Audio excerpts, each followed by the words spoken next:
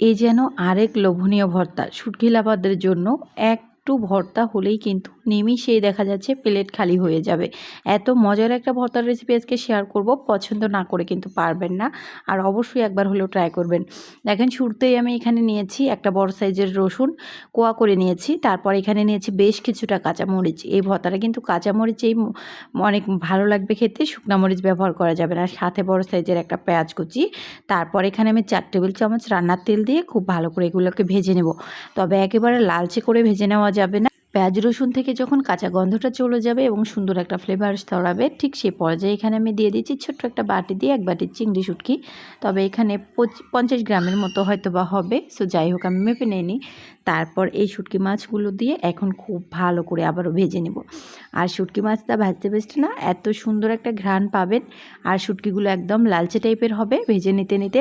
তখন বুঝবো যে শুটকিটা ভেজে নেওয়া হয়ে গেছে। কতভাবেই তো শুটকি ভর্তা আমরা বানিয়ে খাই, তবে চিংড়ি শুটকি মাছের এই ভর্তাটা সবচেয়ে বেস্ট। আর এখানে না চাইলে আপনারা ধনিয়া পাতাটা অ্যাড করতে পারেন লাস্ট পর্যায়ে নামানোর দিকে, যদি থাকে, তাতে করেও সুন্দর একটা ফ্লেভার পাওয়া যায়। তো আমার ধনিয়া পাতাটা আজকে ছিল না। আর এখানে আমি দিয়ে দিলাম সামান্য একটু হলুদ গুঁড়ো, জাস্ট কালারের জন্য একটু লবণ দিয়ে দিলাম। এবার আবারও নেড়েচেড়ে খুব ভালো করে আমি ভেজে নিচ্ছি। স্কিনে কিন্তু দেখতেই পাচ্ছেন ঠিক কতটা আমি ভেজে নেব। আবার পুড়ে ফেলা যাবে না, তাতে করে কিন্তু সব কিছুর টেস্ট নষ্ট হয়ে যাবে, কোনো ফ্লেভারই থাকবে না। শুটকি মাছ অপছন্দ করে এমন লোক কিন্তু খুবই কমই খুঁজে পাওয়া যায়।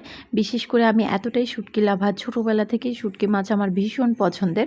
তবে আমি কোনো মাছ কিন্তু খেতে পারি না। দেখেন, এখন আমি চুলা থেকে নামিয়ে নিচ্ছি। এখন কিন্তু এটা আমি পাটায় বেটে নেব। আর পাটায় বেটে নিলেই কিন্তু ভর্তাটা রেডি। আর এই ভর্তাটা গরম ভাত, বিশেষ করে খুদের ভাতের সাথে অনেক বেশি মজার হয়, অনেক বেশি ভালো লাগে। গরম ভাত, ঠান্ডা ভাত, খুদের ভাত, রুটি পরোটার সাথেও কিন্তু এই শুটকি ভর্তা খাওয়া যায়। আর চিংড়ি শুটকির আলাদা একটা ফ্লেভারের জন্য আমার কাছে খুবই ভালো লাগে খেতে। আর এইভাবে ভেজে ভর্তা বানালে তো ফ্লেভারটা আরও দ্বিগুণ বেড়ে যায়। তো যাই হোক, দেখেন কথা বলতে বলতে আমি কিন্তু বেটে নিচ্ছি।